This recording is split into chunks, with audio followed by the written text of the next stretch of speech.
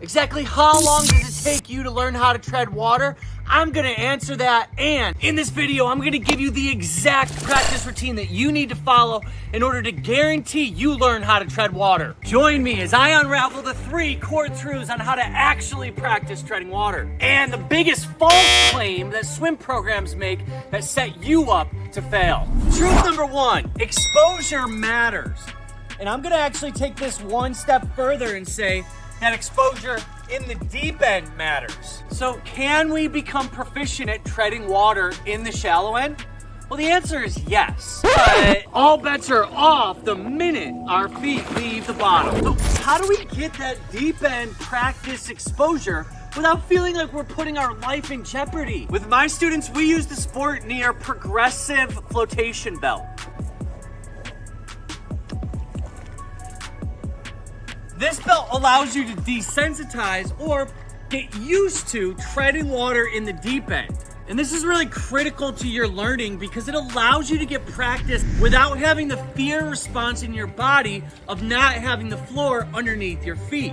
So even if we establish competency in the shallow end without flotation, the minute that we introduce a different variable like deep water, our mind can start to take over and all that competency immediately can go away, putting us in a potentially very dangerous situation. So back to exposure. Exactly how much exposure do we need in the deep end to establish competency in treading water? Well, according to Malcolm Gladwell in the book Outliers, they say 10,000 hours. Well, good luck ever learning anything new again if it takes 10,000 hours to establish proficiency. Wait, that's only to establish expert level proficiency. You know, like the treading water that professional water polo players do or synchronized swimmers. The Kaufman principle states that to establish proficiency for you and I at a recreational level, that actually takes somewhere around 20 hours, which is completely in line with the number of hours it takes our students to learn how to tread water. And it's incredible news because it means that you can do this. Do you want access to this type of content 1 week before it goes live on YouTube? If so, click on the link in the description below and sign up for our free newsletter. In addition to seeing all this awesome content a week before everyone else, you're gonna get exclusive discounts to our merchandise, our courses, and exclusive Q&As that aren't available to anyone on the YouTube stream. Which leads us to truth number 2. You have to establish a consistent practice schedule so that you can gain exposure and start to work down that 20 hours. And one of the requirements for our students is a minimum number of 2 hours of practicing treading water per week. And I firmly believe that this 2-hour minimum per week threshold is one of the reasons why we have a 99.8% success rate in teaching our students to learn how to tread water. Because if exposure matters, then the frequency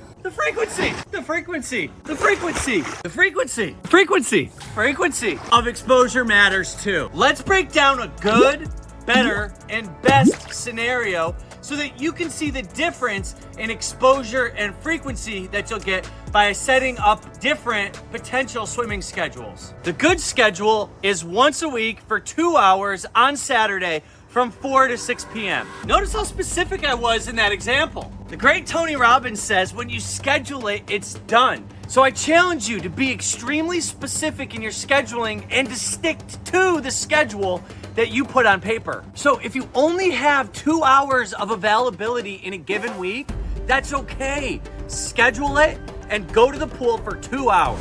But if you have 4 hours, that's even better. If you're able to commit to 4 hours a week, I'd like for you to break it up into 2 2-hour sessions. And for our students, we have them spread at least 2 days between each respective 2-hour session. This separation between practices allows our students to get good recovery time for their bodies and their minds, and it allows our bodies to sort of reprogram to the water. And now the best schedule. Absolute best way to learn how to tread water, start knocking down those 20 hours quickly, is by doing 3 2-hour sessions in every given calendar week. A good example that we have our students do is like a Monday, Thursday, Saturday schedule. And this schedule is really the best of both worlds. We have the time between our practices that allows our body to desensitize and continue recovering, while still gaining the added exposure that we'll have by adding a second and third session to our calendar practice schedule.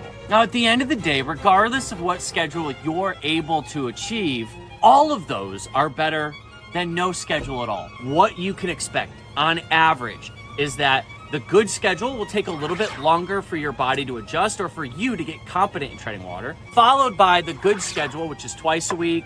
And then obviously you gain the fastest amount of competency in treading water if you can commit to the 3 times 2 hour schedule per week. Which brings us to truth number 3, which is how we change what we do inside of each practice based on how quickly we gain exposure in the water. Relaxed, deep end exposure treading water is the optimal way for you to gain quick competency in treading water. Now, relaxed is the key word in that sentence. And the process is actually really simple.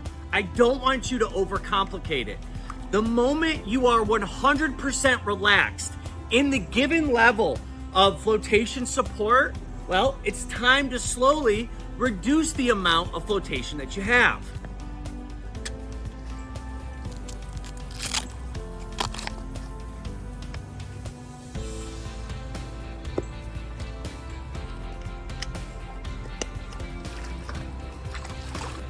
The easiest way to think about this is by thinking back to our childhood when we were learning how to ride a bike. Imagine if you tried to learn how to ride a bike without training wheels. No one does it. Everyone intuitively knows you teach your child how to ride a bike by using training wheels, right? None of us hire a professional cyclist to teach her to ride a bike.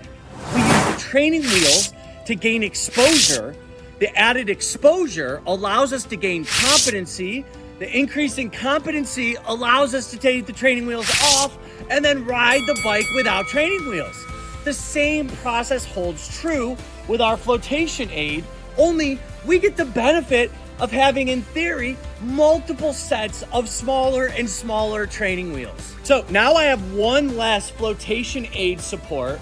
I want to stay practicing or gaining exposure to the deep end, practicing my treading water technique, which if you need any support on what technique to do, please watch this video, The Bible of Treading Water.